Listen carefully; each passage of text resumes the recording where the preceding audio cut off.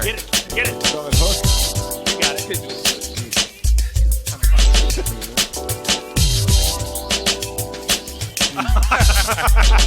Shooting basketball. Yeah, exactly, right? It's been a few years. We get it one more time.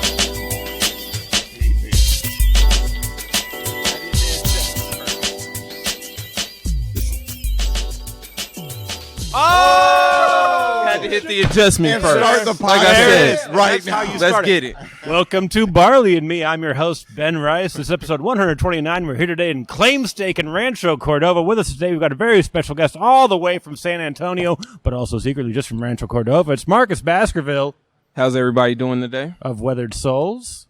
Yes, sir. Yeah, so we were going to do a basketball podcast, and we decided we were just going to do a beer podcast for some reason. Very strange. Hard times to be doing a beer podcast. Not really.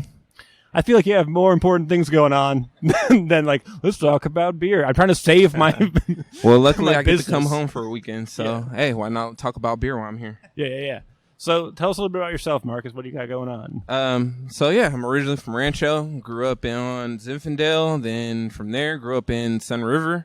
Outside of that, moved to San Antonio about 7 years ago. Opened up a brewery. We've been open for almost 4 years. Weathered Souls Brewing Company.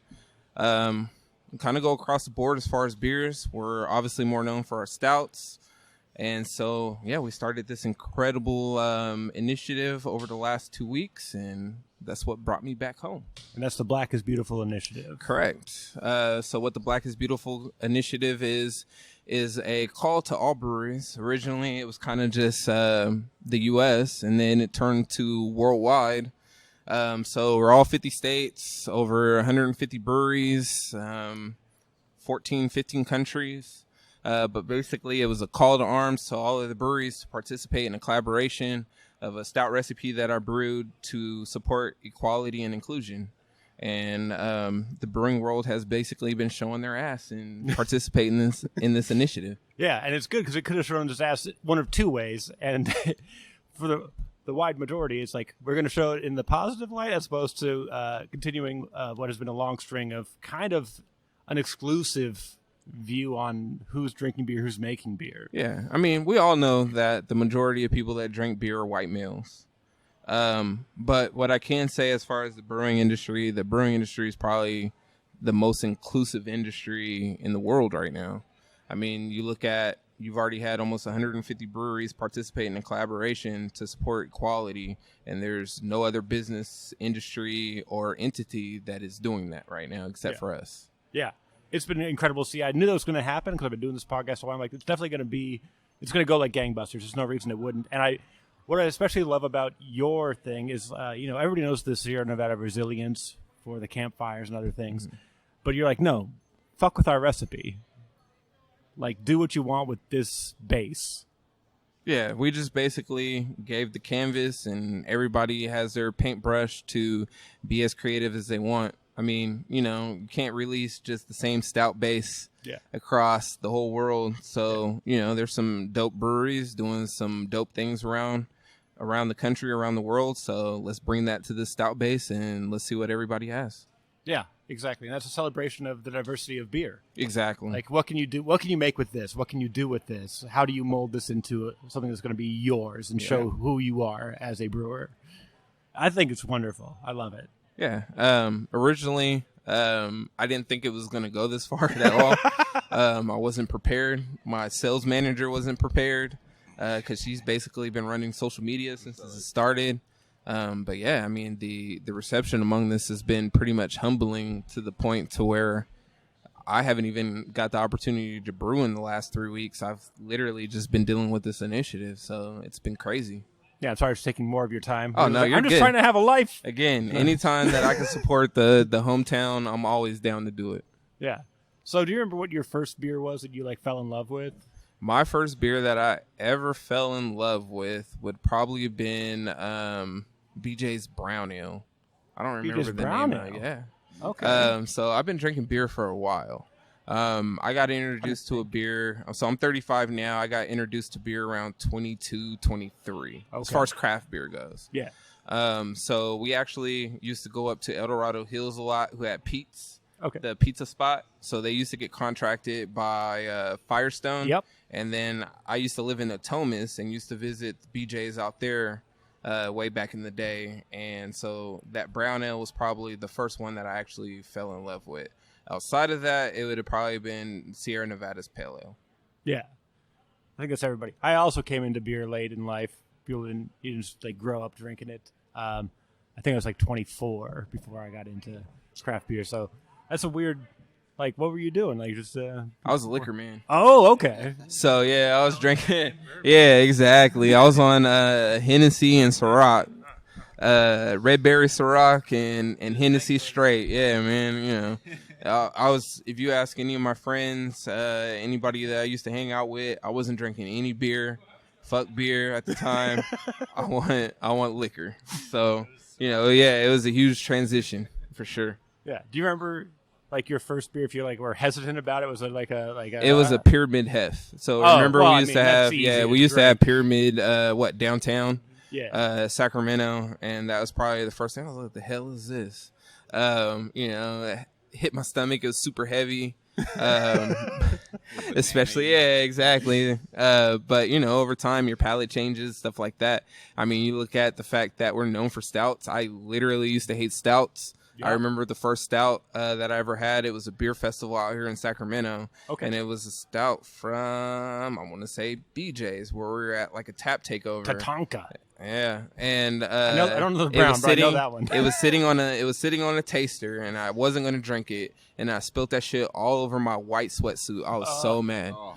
So I really didn't mess with stouts for a minute after that. So yeah, you know, as you kind of get into beer and kind of develop a palate, you know, things shift and you start enjoying a little bit more things. This is probably not the best question to ask in follow-up, but did you ever wear a white shirt to a beer fest again? No. No, as soon as you Never. do that, I did the same thing. That was it. Never. Yeah. No, you're like, one time. Yeah, I've done white shoes. Still playing with fire. I've done some Jordans at a festival before. Oh, no. Man. Yeah. Oh, no. That was early on. Yeah. I've learned my lessons since Yeah, then. once you wear a white shirt and you spill a beer, and you're like, oh, yeah, that's why I didn't do this before, and I'll never do it You again. just wear boat shoes to a beer festival. Yeah. I just wear a bib. Man, perfect, right? Because eventually I'm going to be drooling. Yeah.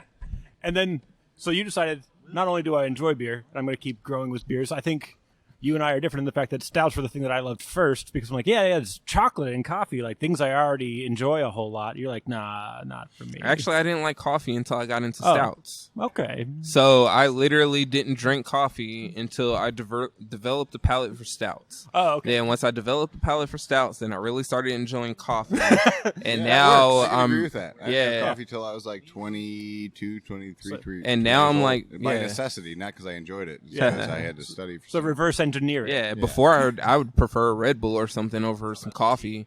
But now, you know, your palate's developed, and so I'm pretty bougie about the coffee that I drink. Oh, okay. Yeah. My roommate's a coffee roaster too, so I've been spoiled with it. This is shit. good. This isn't good. Now I know too much, and Yeah. it's hard for me to actually enjoy a cup of coffee. Yeah. I was a 7-year-old reading the newspaper over coffee in the morning, so I was like, yeah, coffee's my shit.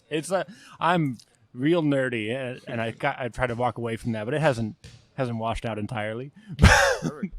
But yeah, so you get into beer, and then you're like, you know what? I'm going to move to San Antonio, and I'm going to start a brewery. Like, No, how does that that's even not how happen? it happened at all. Exactly. There's another there's some story. gaps. There's, so- I noticed at least a 3-year gap. Yeah, so originally I moved to San Antonio. I had took a promotion with my job. I was working for Citibank at the time, and then I got into fraud management. Nice. So once I moved out there, I was still I wasn't even homebrewing at that point. What ended up happening was, so San Antonio is notorious for having terrible drivers, right? So I ended up getting hit, and instead of buying a new car, I took the additional money that I had at the time and bought a homebrew system. And basically, one of my coworkers came pick me up every morning, took me to work, took me grocery shopping, all that good stuff. And in that meantime, I got to make beer. So I started out making about 2 beers a month, and then from there went into about 4 beers a month. And then that process kept going. I started getting a little bit confident in the beer, probably after like my 7th or 8th batch. After that, I started bringing people beer, started bringing like bars and restaurants beer, that type of thing. and ended up bringing my beer to a local brewery. So this local brewery, they enjoyed it, and they let me do a home brewing tap takeover. So I had like 4 or 5 beers that were on tap for this tap takeover, and my beer ended up doing better than the beer that they had on tap. Oh, no. Also, excellent. So this brewery ended up, I won't say the name. This brewery ended for some reason. They ended up hiring me as an assistant brewer. In the process of there, I worked there for a year. It was more so what not to do than what to do. And then also I was miserable because I didn't have the opportunity to experiment. I didn't have the opportunity to grow, and I didn't have the opportunity to be myself as far as the beer that I was brewing. Everything that I was brewing was basically their recipe, their core stuff. This is what you're going to do, and yada, yada, yada, yada. So even the point, I know I secretly changed one of their beers in secondary one time. Me and the other assistant brewer, and it was to add some vanilla beans and some coffee, and I basically quadrupled everything that they said. This beer to this day is still their highest rated, most popular beer that they have ever released, and they still won't do it. So being said that, pretty much I grew unhappy. And it became, honestly, a situation where the owner got real disrespectful with the situation. And it was, I'm going to whoop this dude's ass or I need to quit. So I ended up quitting. And one day I was out with my friend who is now my business partner. And I looked at him and I said, when are we going to open this brewery? And he literally looked at me and was like, I've been waiting for you to ask me that. So the next day, pretty much within the next week, he withdrew his money out of the brewery that I was brewing at. And we started working on our own brewery. And so that's how Weathered Souls came to be.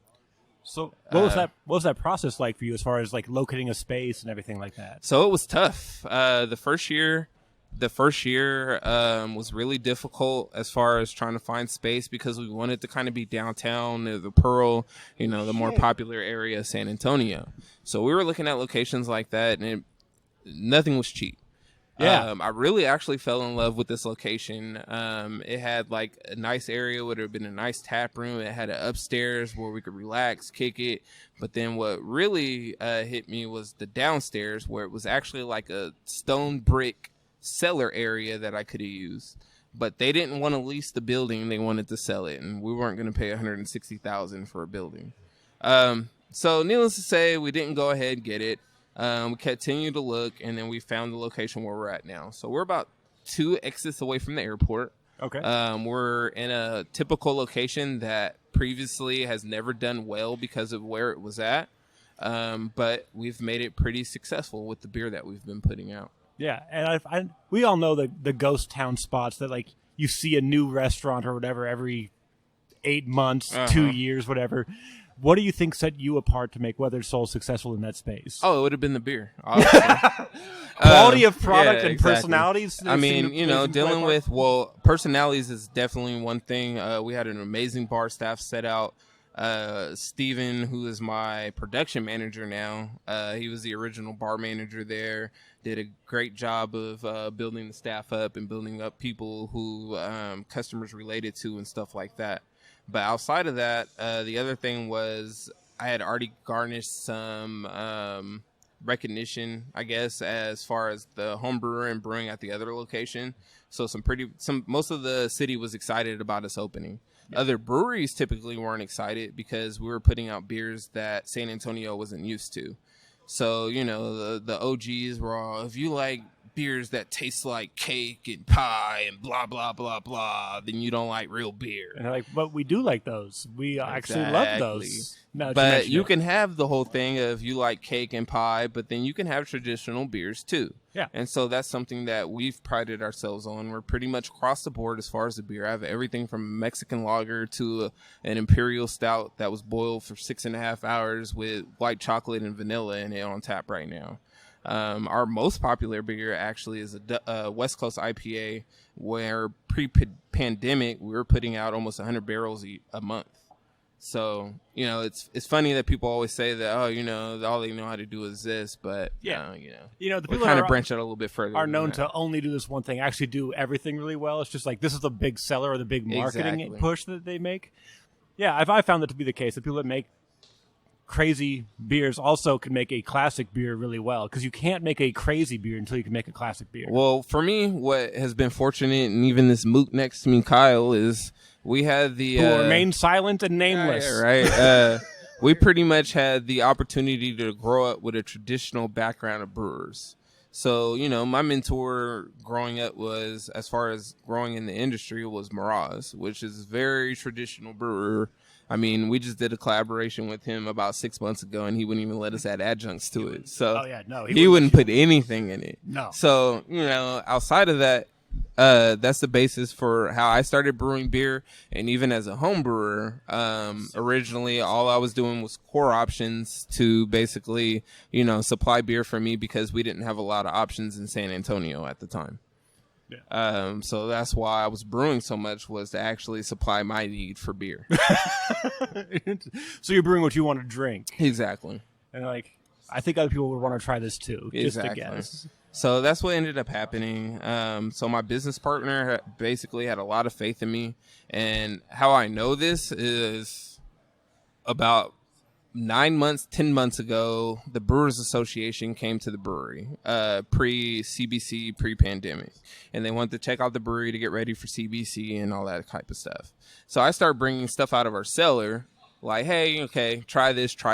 And my business partner, I've never had this. And I'm like, wait a second. Like, I know I've given you like 2-3 bottles of all of these beers. And it continued. I've never had this. So I'm like, okay, well, if this dude's not even trying the beer that we're releasing, then obviously he has faith in what I'm doing as a brewer.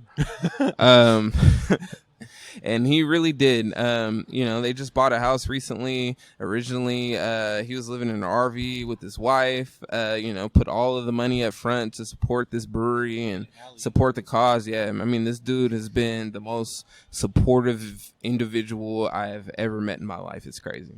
Yeah. That's awesome. Southern hospitality at its fullest. A little bit, yeah. Yeah. And just going on that tangent a little bit, do you feel like the financing was kind of hard to come by without that partner? Well, I didn't even attempt. You didn't this money will come. Yeah, him and his one of his good friends in North Carolina. Basically, he's a silent partner. They're the two majorities. I have some percentage, and then I grow with sweat equity.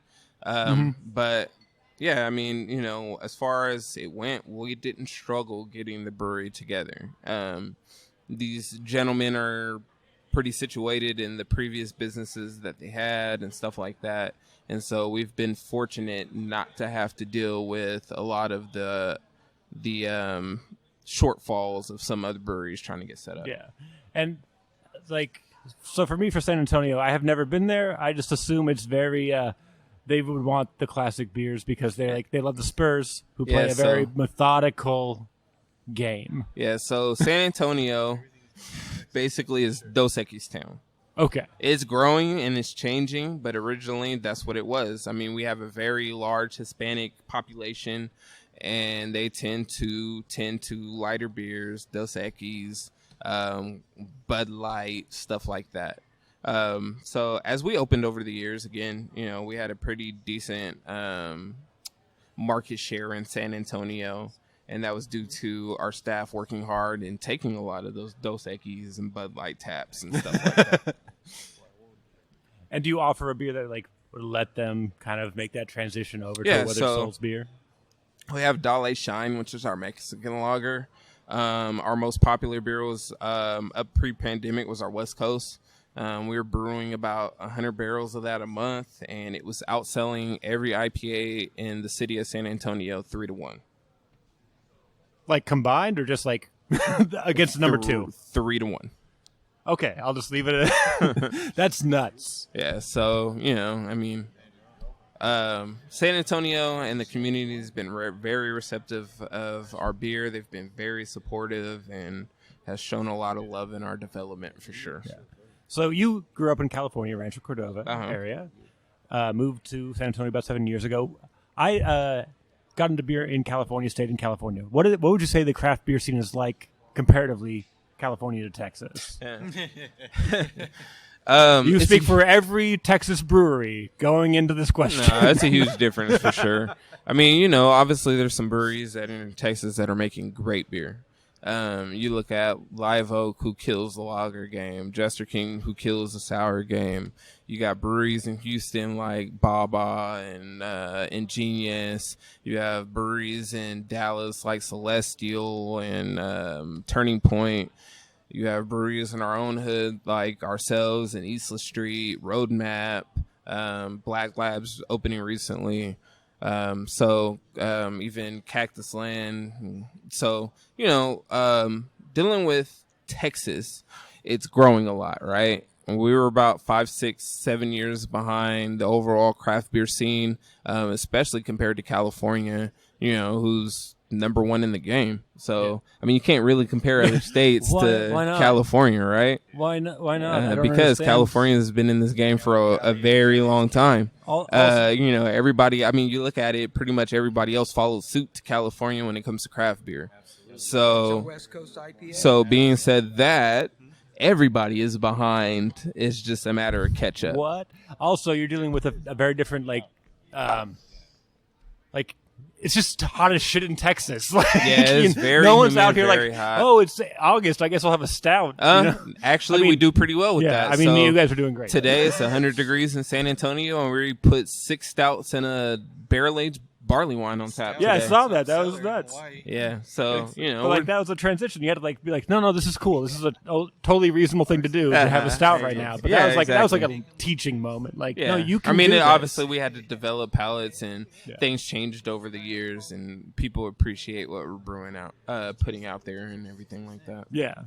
Is it fun to watch that change as you start Oh, it's day amazing. one? I mean, it's amazing. You look at, like I said, breweries that basically shunned us for the stuff that we were doing when they were open. And I won't say any names, but over the course of the years, they have asked for help. So, I mean, that just shows the transition of respect. And it also shows the transition of where the beer scene is going. Yeah. People got to get in where they fit in, and yeah, exactly. And it's adapt or die. Exactly. And the beautiful thing about the beer culture is that it is so collaborative that if somebody has a question, it's going to get answered by somebody. Like if you need help with hey, I see this trend is picking up. I'm not really sure how this works. Exactly. Can you help me out? And most other companies are like, hey man, that's on you to figure that out. But in beer, it's no, we'll help you out to figure this out. We don't need you drowning just because we don't have the same name. Yeah, exactly. I'm sorry, I was laughing at Kyle talking about my brother's neck.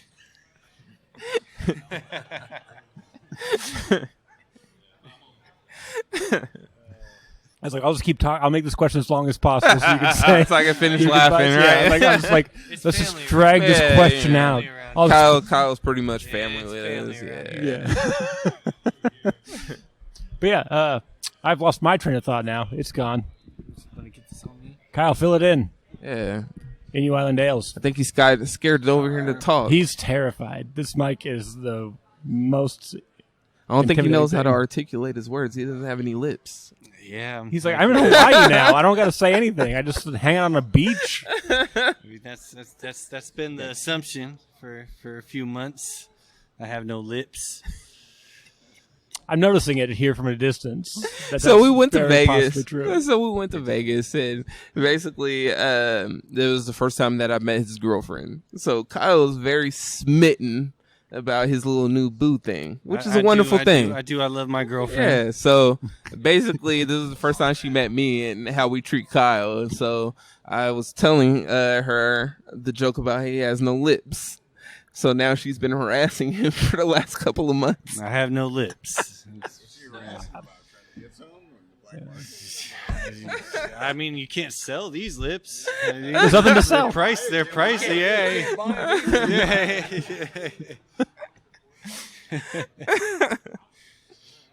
Yeah, that's how that goes. But she's fine with this deformity you have. She's totally okay with it. Yes. Yeah. I was born with it. It's a brewer disability. Gotcha. Yeah, I get that. The beer sucks it in. Yeah, it's from cider. Yeah. Too much cider. Those lips are 100% muscle, 0% body fat. Put in work. That's what's important. Well, geez. I thought we were talking about the initiative, not my lips. Gosh. Yeah, I mean, Let's get back to Let's the get back to initiative. brewing beer. We had a good time today. Yeah, you had how many brewers came out to today's brew at Claimstake? Oh man, let's see. Dude, We're sitting with start 1, 2, counting. 3, 4, 5, 6, 7, 8. Yeah, Yeah. I want to say Ballpark it. I will say about 15. I to mean, 16. not enough microphones. That's Yeah. how many Yeah, breweries are exactly. here. I think Yeah. about 15 to 16. There's like 6 breweries, and then there's a bunch that were in tow. But Yeah. Yeah, it's a decent amount. Sacramento definitely showed out today. Yeah, Sacramento showed out. It's definitely good to see. Yeah. Are you brewing with a bunch of breweries while you're in town right now? So just today. Just today. Actually, yeah. Just today. I'm on a very short visit. He still has to sleep. Yeah, exactly. I haven't even really slept yet. I'm only here for like 38 hours. And I wasn't going to get in trouble for missing Father's Day. So Yeah. I'm leaving super early tomorrow. to His get daughter's angry. back. Yeah, my daughter, she's been flying since 6 months. So she's 3.5 now. And she was not too happy about the fact she wasn't coming out here to see her grandma and grandpa. Oh man. Yeah. Yeah. No, that would be. I don't know if I could handle that. Knowing you're here and like they're here and she's just home. How does that make you feel as a father? Like, So again, I'm only here for 38 hours, so Yeah. it's all right. it's one day. Yeah, exactly. Day and a half. A little day and a half. So A little reset. yeah, the wife is handling it well, and I'll be home by 1:30 tomorrow, so it won't be too bad. Yeah. And your dad's here, right? Yeah, Pops is here, joined the brew day, and got to hang out most of the time. Yeah, I'm sure he did. Told some embarrassing story, I'm sure, and told all my business and that type of thing. Yeah, I'm sure he told all my business as well. Yeah, my dad likes talking for sure. Yeah. When you were starting the brewery, how did your dad feel when you were like, "Hey, Dad, I'm going to start a brewery. I'm going to go all in on this"? Man, so my parents, starting out, when I was trying to homebrew, oh, you're wasting all your money brewing all that liquor. I mean, you're trying to do is get drunk. We were just trying to be Blah better blah than his blah brother. blah blah blah. That's all it was. Yeah, so it was more so like Mom, Dad, like I'm brewing for a plan. At that point, like 4 years into home brewing, I knew that I wanted to open a brewery at some point. So it was like I'm brewing towards a plan. Like I got a plan. Oh, you're just brewing to get drunk. Blah blah blah blah blah. Now they're the most proud parents I've ever seen in my life. I think it was after that Rancho IPA actually. Yeah, probably so. It was Little shout out. He made a Rancho 2.0.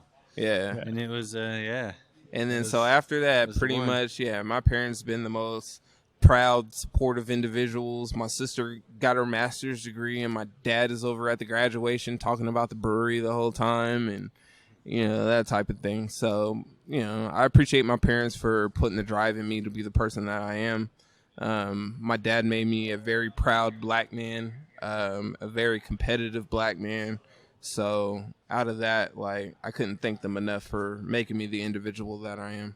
Yeah. I feel like parents like want you to be your own person and see you succeed, but when they see you like taking on something that's kind of out of the norm that they didn't see coming, they're just like so panicked that something's going to go wrong that they like their natural reaction is to tell you you're screwing up. Yeah, pretty much. Yeah, Yeah. because like I do stand up sometimes on occasion, and I was at Budweiser in Fairfield, and they use rice in their beers. My last name is Rice, so I like took a picture of me in front of this sign that says Rice, and it's like me on stage with rice on it. I'm like, look, I made it. My name's in lights, and I was like, that's a fun text to send my mom, and her response was, "Did you quit your job?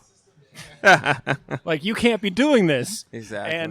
And so a couple years ago, my stepdad passed, and she's like, "Hey, I kind of understand what you're doing now. I get why you like pursue these other passions besides working your day job.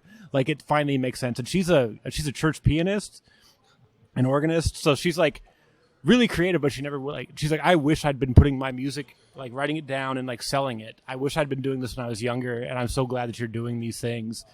And it's just like weird to see that twist come where like they're really doubting what you're doing, and then they see that like you're doing it because you love it, and there's a way to turn it into something that can make you more than you were. Exactly. My dad is my biggest advocate at this point. Yeah, I got to put my 2 cents in and say Everett Baskerville is a very intelligent man and raised a good son. That's for sure. Yeah,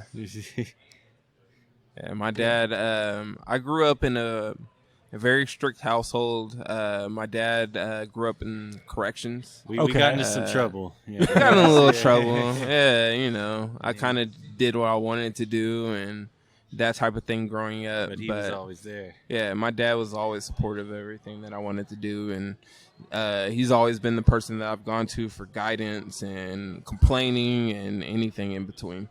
Yeah. Yeah.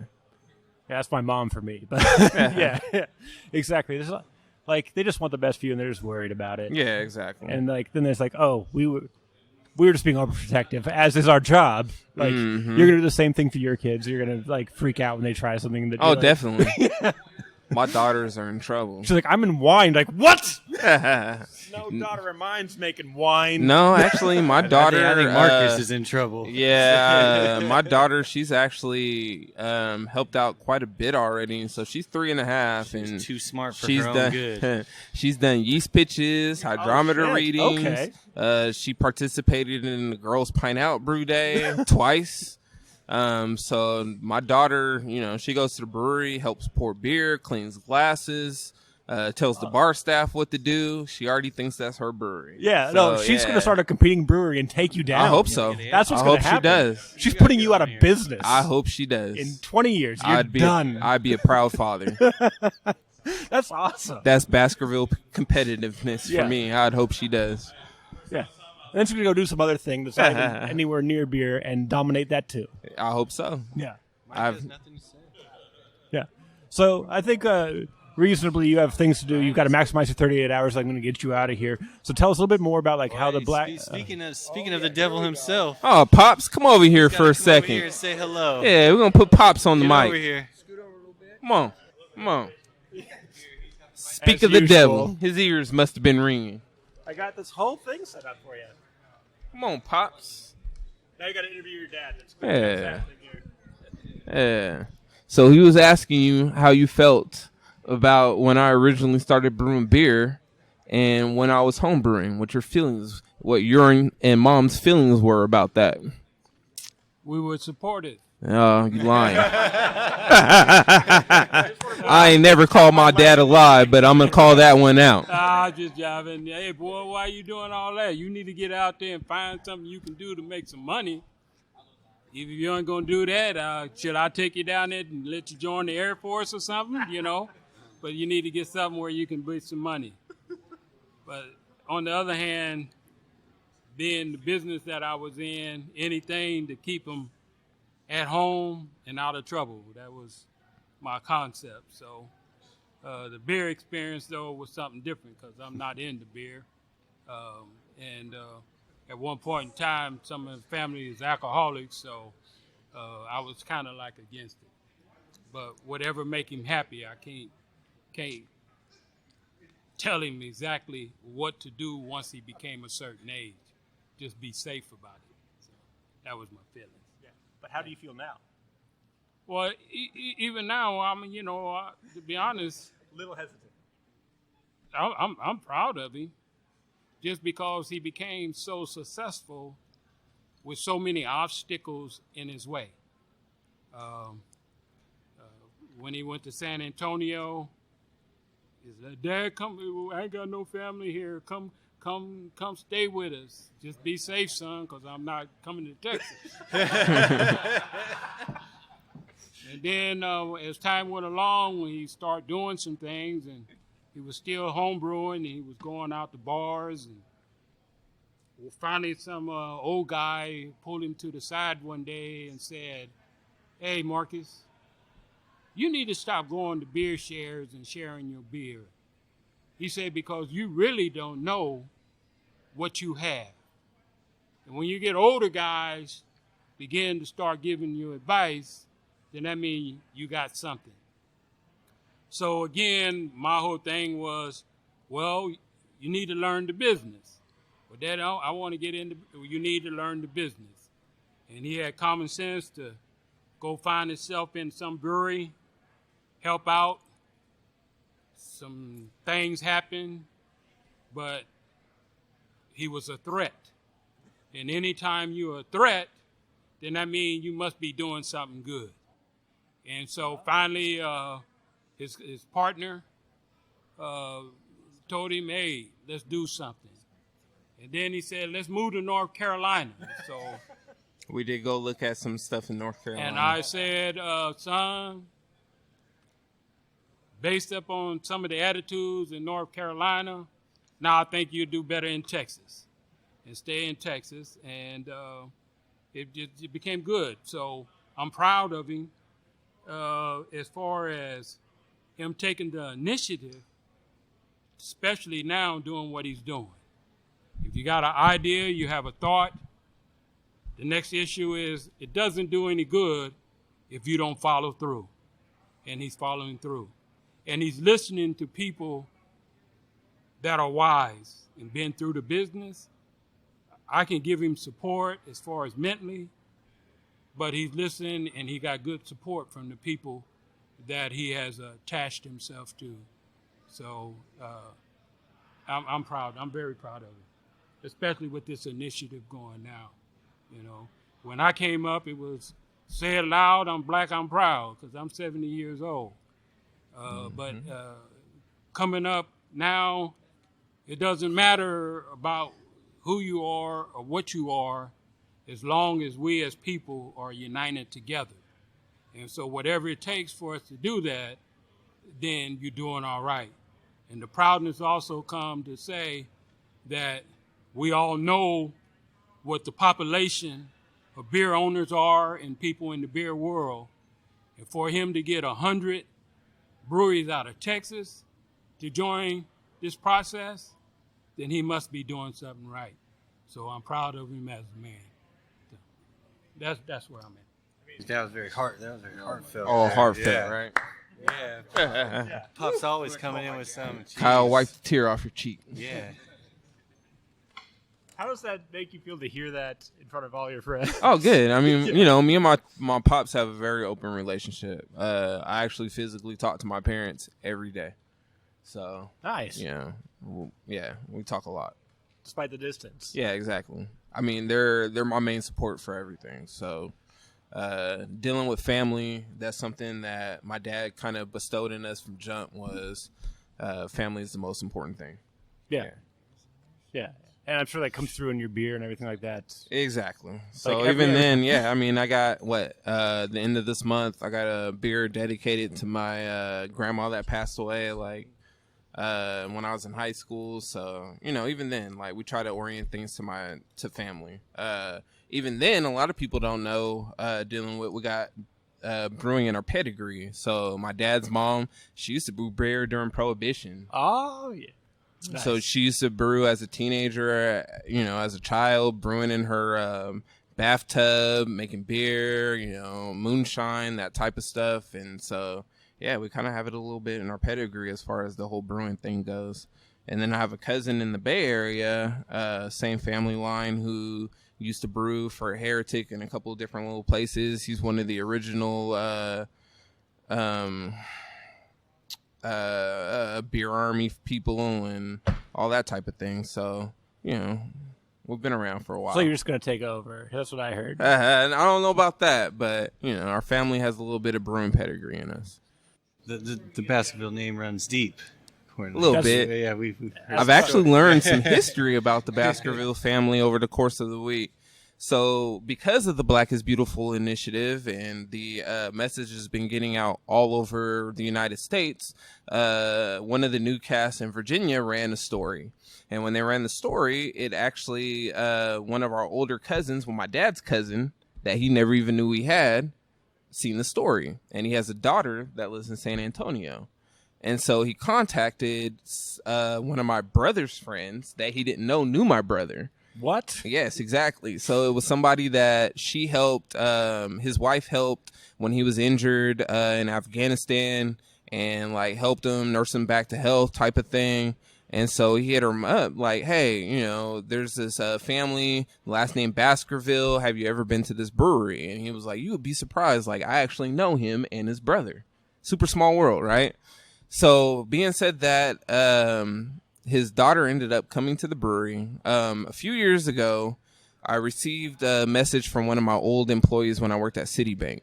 And it was like a thrift shop, library type situation that had books on the Baskerville family predated Civil War. And all they were looking was for somebody to have the last name Baskerville. And at the time, I was the only Baskerville in all of San Antonio. So I took my ID, went and picked up those books, an old wooden sign, which is in the front of my house now. But over the course of the last week, we learned some amazing things about the Baskerville name. Like we have our own street in Virginia. We have our own cemetery. We have our own plantation, so we've been developing and finding out more about the Baskerville name and the family over the last couple of weeks, was just been kind of crazy. And that was all based on the widespread news about the Black is Beautiful initiative. So that's crazy. That's insane. Crazy. Yeah, that's awesome. That's just a reminder of how much beer can bring communities together and how much, beer is the world. And, yeah, that's... what other industry is doing this? Yeah. Yeah. There's no other industry doing this. You goes figure... for all together, resilience. There's no other there's industry really no bringing industry that's people as together. collaborative as beer is. No. Because everybody else is in competition with each other. They're looking for being king of the castle, whatever you want to call it. Mm-hmm. But beer's I think it's the idea that there's I don't want to use the phrasing, but I'm going to use it anyway. There's a shared enemy that you are looking to vanquish. And so it helps you hey, we have this strength. We're going to help each other out. Exactly. But even then, even dealing with the whole Black is Beautiful initiative, we had Big Beer participating too. Yeah. So we've had both Goose Islands, Golden Road, Guinness, Founders, Bell's, multiple large breweries start participating in this initiative. So even dealing with this particular situation, it's not even about craft beer, or anything like that. It's about humanity. It's a humanity issue. Yeah, I love it. It's a very simple statement, but it's a bold statement. I love it a whole lot. I was very excited to see you come up with it. I'm very excited that it took off the way that it did. So when can people expect to see these beers out in their local markets? So for us, we're going to be releasing 3 variants of it 4th of July. As far as what I've seen for other people, they've been brewing it in the last week, these coming weeks. So you probably figure with the stout, it's about 3 to 4 weeks as far as fermentation, depending on what additional adjuncts and ingredients they're adding. So I would expect to start seeing a lot of these beers through July. But we also know that inequality is not going anywhere anytime soon. So, we understand that the whole COVID thing just happened and people might not have the financial situation to donate 100% of beer or money to a certain situation. So it's more of a get in when you fit in situation. Yeah. So even then, this initiative is not going anywhere. You brew this beer 6 months from now, 8 months from now, even a year from now, it's still making a difference, still contributing, and you're still, making the difference to start that communication and change. So we implore anybody to join this cause at this point that wants to participate. It doesn't even have to be a brewery. No, it doesn't even have to be a roasters. brewery. We've had even other industries wanting to get involved, from the liquor industry, coffee industry. So I'm hoping Really? a lot more people start jumping on board and getting involved. That's very cool. Now, do you plan on making this a year-round beer for you guys? I hope so. I think that would be very Yeah, cool. And I you hope also so. got some barrels that are being sold at cost. Yeah, so I have my Midwest Barrel T-shirt you. on today. Little. That Willet barrel. So basically what they're doing is offering Willet barrels at cost for any of the breweries that want to brew the Black is Beautiful beer. And it's just the promo code Black is Beautiful. Yeah. I like that because, like you said, it's not going away anytime soon. We're talking about it a lot now, but hopefully we're still continuing to talk about it and making change and pushing for change. But if for some reason people stop paying attention, hey, in a year you're going to see a barrel-aged version of this to remind you that our work is not done. Exactly. So the whole thing is, the beer is spreading the message. But the beer is not the overall goal or the end game for Right. this initiative. What this initiative is to bring focus to the inequalities that are going around, to help bring equality and inclusion to people of color. And basically what it's doing is opening these breweries now to be the forefront of conversation within their communities. You look at these breweries that are donating to certain entities, foundations, and organizations, and now that's opening dialogue and communication within these people of color in their communities, and now they can be leaders as far as change goes. Yeah. And let's face facts, breweries and tapas is how we got America. These talks about like, hey, we something is wrong with how the world that we see it is happening. We need to make change. And I think that having a bunch of breweries and a bunch of tap handles that say, look, something's wrong in the world and we need to fix it, and it creates an opportunity for conversation is important. Exactly. Yeah, I already said it. I love this concept. I love this initiative. It's wonderful. And I hope it continues. And I hope that at some point there's no longer a need for it. But that's probably not our lifetime. Exactly. But all we could do is make baby steps and try to lead those changes for our children in the future. Yeah. And hopefully the history books are written by the winners, and Marcus Baskerville is at least a footnote. Weathered Souls, at least a footnote in the future of America. Appreciate that. Yeah, that would be fucking cool. That'd be awesome. I would have never imagined this initiative would have gotten this far and this many people would have supported it. Like when I wrote it, I thought maybe 150, 200 breweries might participate. So to see almost 900, it's absolutely crazy. Yeah. Very humbling for sure. You're doing great stuff. And then where is the money going as far as... So what I wanted to do with that is breweries decide where they want the money to go. I didn't want to be the person to dictate where money goes. I don't want to hold anybody's money, and I sure don't want to have to deal with people donating and following up where they're putting their money into, like Resilience, for instance. You know, they still have people that haven't paid them. So I didn't want that situation. So what I thought was the best option was for these breweries to choose the entities that they wanted to donate to. All we do is make sure that it's to police reform and dealing with legal fees. Now, some people might be doing some other things as far as the community for people of color and stuff like that, and that's fine too. And that was the main goal, was to open up these relationships between the breweries and their communities. Yeah. So, you know, basically I didn't want to be the person to dictate where these funds went to. I wanted it to be more meaningful for these breweries to donate this money and actually create some type of change for their communities. Yeah. So that could be your local ACLU, your local NAACP. It could be scholarships for minorities. And we put a few examples on the blackisbeautiful.beer website if you're unsure of the direction that you want to go. But, you know, Google and research are always resourceful, especially locally. And so it's not too hard to find somebody to basically support. Yeah, there's somebody in your neighborhood that needs Exactly. assistance, and it's pretty easy to find. Yeah, and I've been doing something through the Barley and Me podcast. I'm sure you're aware of it, as this is a hit podcast across the world. It's not. Okay.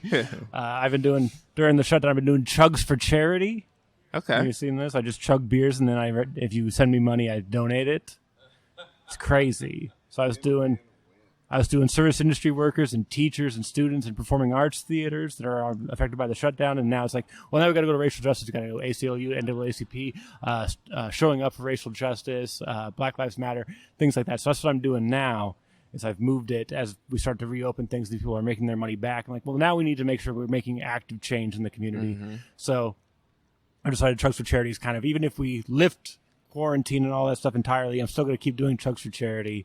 Because I've never made money this podcast. I don't plan on making money on this podcast. So this is the one thing I can do to, like, if you send me money. So you're saying we have to chug a beer?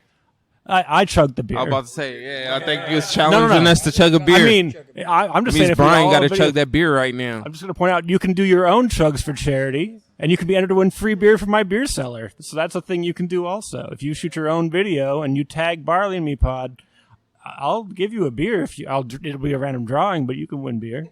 And I don't know when you're going to get it, and I don't know how clean it's going to be because I'll wipe it down, obviously, but I don't know what's going to happen with shipping or whatever. Anyway, that's a stupid promo I just did. I'm sorry for taking you're your good. time, but like you got to do what you can do to make the world as mildly better place than it was yesterday. Yeah, definitely. Which is a goal of everybody, I hope.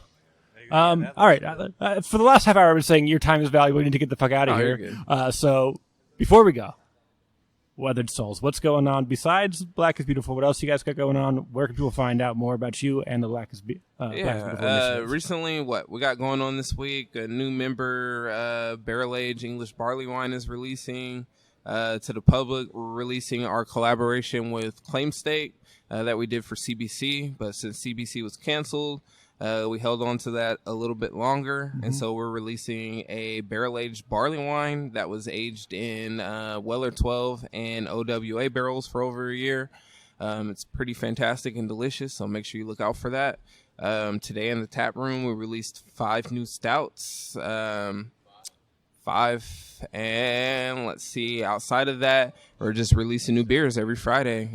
So you can follow us on Instagram, Weathered Souls Brewing Co., Facebook, Weathered Souls Brewing Company, and then please share the initiative, blackisbeautiful.beer. Tag your favorite breweries that aren't participating, and let's see that get over 1,000. Yeah, and don't forget you can get clothing, including slides. Oh, yeah. So right now we're doing a fundraiser with Custom Ink. You can get sweatshirts, T-shirts, tank tops, even my favorite slides. There's a running joke at my brewery that I always have slides on. So we ended up getting some of those made. And basically at this point, any of the proceeds from that goes to the Know Your Rights camp. So definitely participate in that. Get your Black is Beautiful merch. And yeah. Also, 17% Drip just released their Black is Beautiful glass, so support that as well. Awesome. All right, this has been episode 129 of Barley and Me with Marcus Baskerville of Weathered Souls. Thank you so much. And the Black is Beautiful. And you can follow Barley and Me across social media at Barley and Me Pod. I already talked about the Church of Charity. You know it. All right. Just, if you want to figure out other ways to contact me, listen to previous episodes. I don't want to take up any more time. Thanks so much for listening. Get home safe. Cheers.